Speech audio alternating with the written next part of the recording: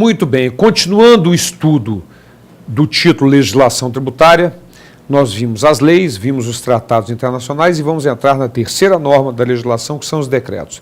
Mas antes, eu queria fazer um pequeno comentário sobre tratados internacionais ainda.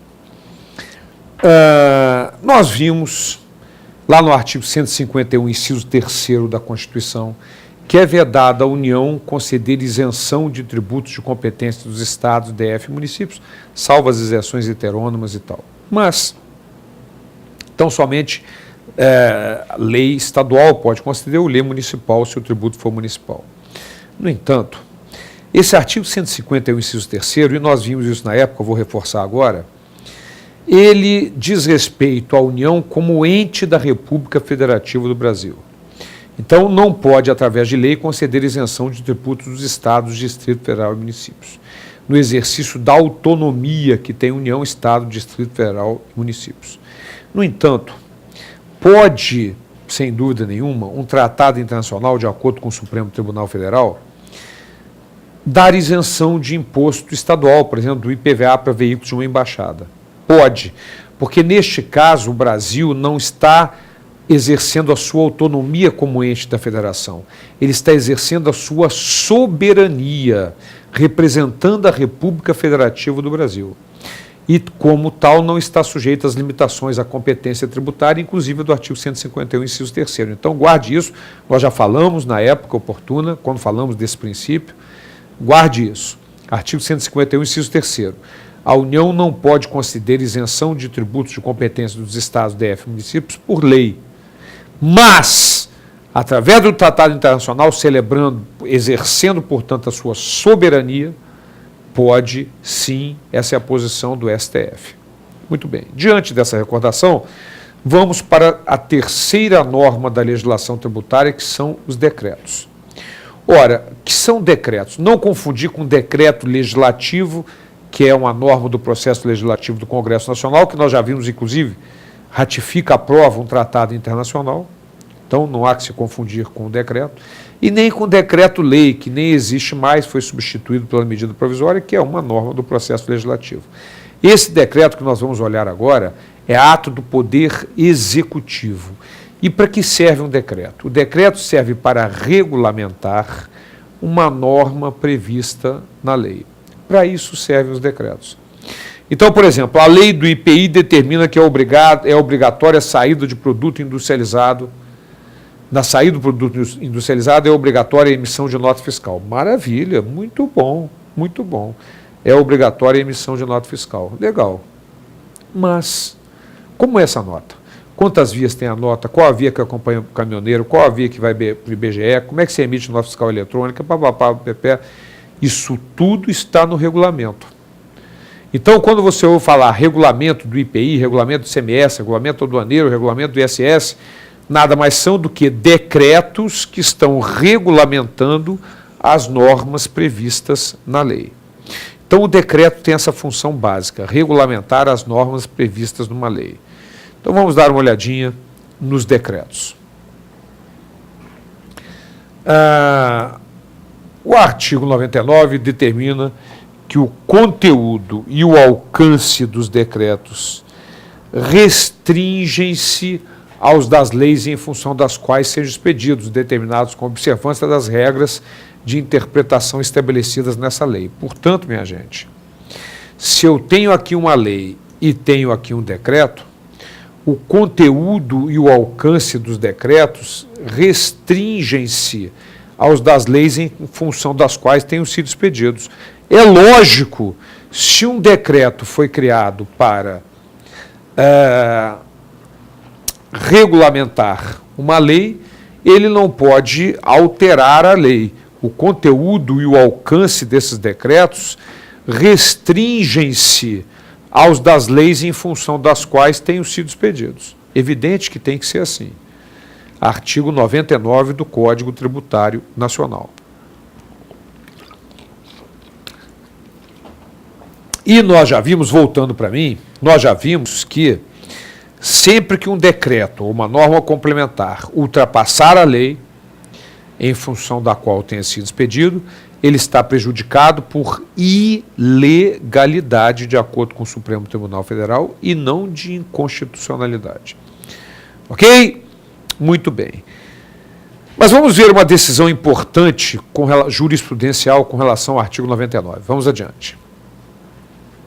O STJ consolidou o entendimento no sentido de que o decreto que estabeleça o que vem a ser atividade preponderante da empresa e seus correspondentes grau de risco, leve, médio ou grave, não exorbita seu poder regulamentar. Então, observe que o STJ considerou que este detalhe não há necessidade que esteja previsto em lei. Basta estar no regulamento. Então, a lei, quando fala em atividade preponderante da empresa, ela não define exatamente o que é atividade preponderante. Cabe essa definição ao decreto, portanto, de acordo com o STJ, que está regulamentando uma lei. Muito bem. Esse é o artigo 99. A quarta norma da legislação tributária está no artigo 100 do Código Tributário Nacional.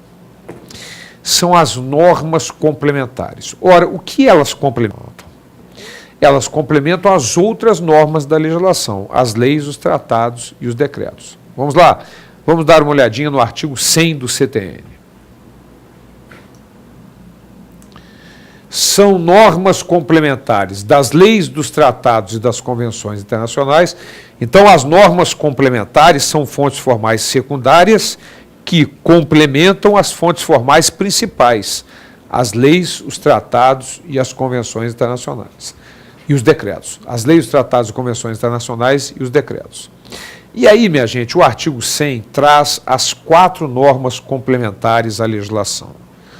Primeiro, atos normativos expedidos pelas autoridades administrativas, não é o ato de um secretário ou de uma autoridade competente para emiti-lo.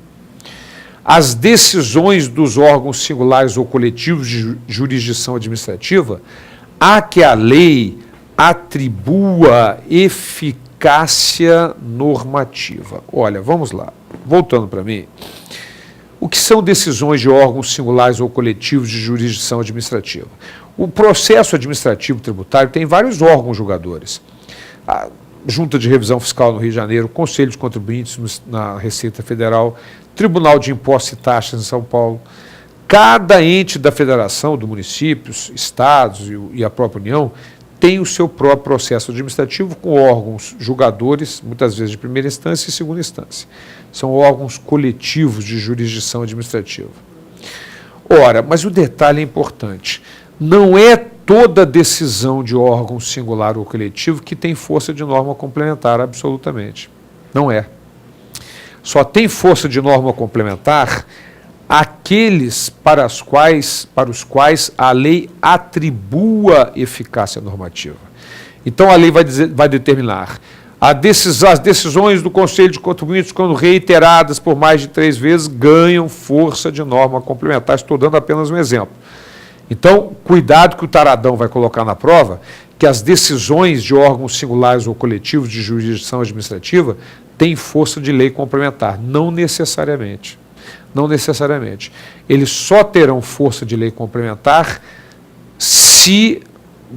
só terão força de norma complementar, corrigindo, se a lei atribuir esta eficácia. Então, repetindo, se o taradão colocar que todas as normas complementares têm força, de todas as decisões de órgãos singulares ou coletivos de jurisdição administrativa têm força de norma complementar, está errado.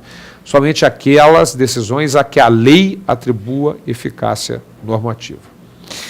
E a última, vamos lá, última norma da legislação, a penúltima, as práticas reiteradamente observadas pelas autoridades administrativas, estas são consuetudinárias.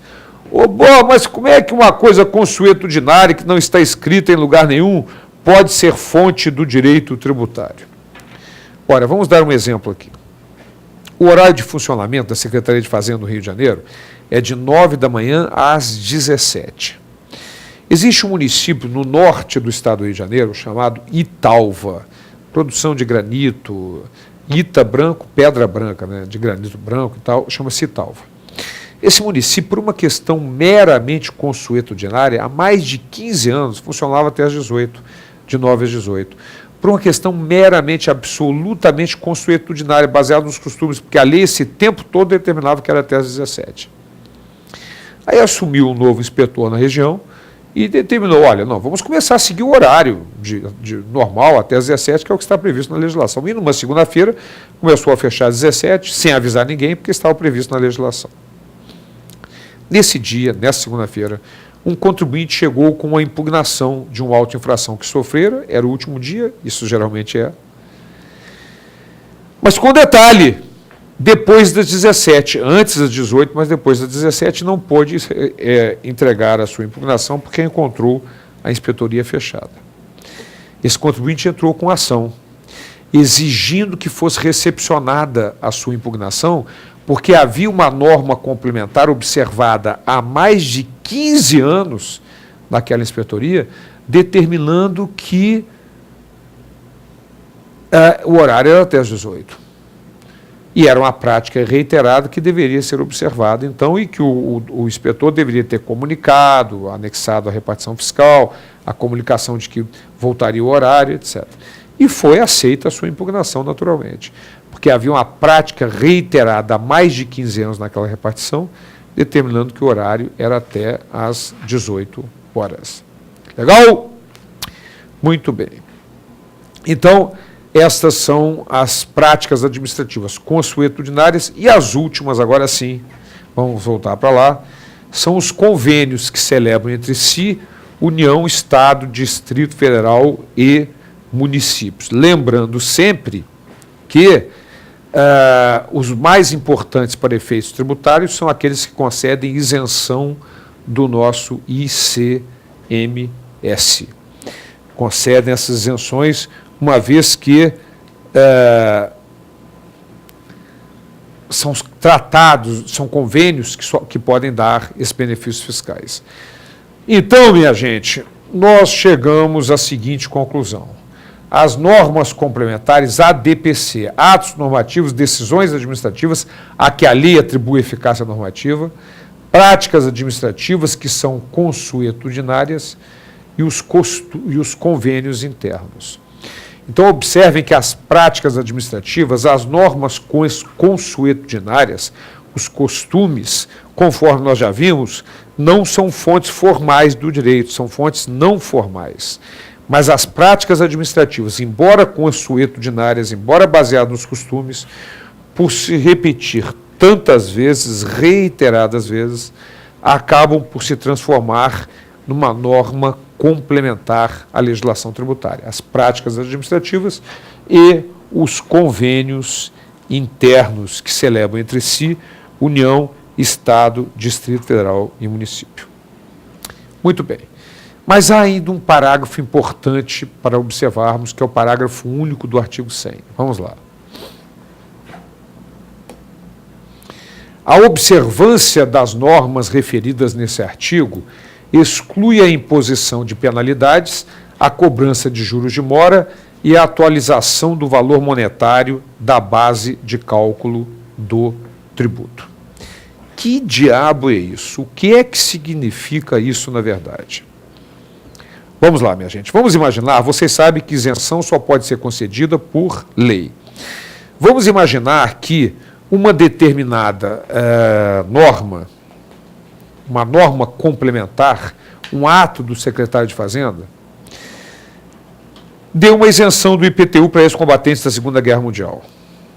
Esses ex-combatentes pararam de pagar o imposto, porque viram que tinha uma isenção, embora essa isenção fosse dada por um decreto e, portanto, era nula. Mas foi por um ato complementar e, portanto, uma norma complementar e, portanto, era nula. Mas foi publicada a norma complementar, o contribuinte, observando aquela norma complementar, deixou de pagar o tributo. Mais tarde, verifica-se que estava irregular e que teria que ser pago o tributo. Vai ser cobrado o tributo, só com um detalhe. Qual o detalhe? O tributo vai ter que ser cobrado sem juro de mora, sem atualização monetária e sem nenhum acréscimo. Vai se cobrar o valor histórico da época. Isso é o que determina o artigo 100, parágrafo único do Código Tributário Nacional. E, além disso, só para nós terminarmos, um detalhezinho jurisprudencial. Vamos lá.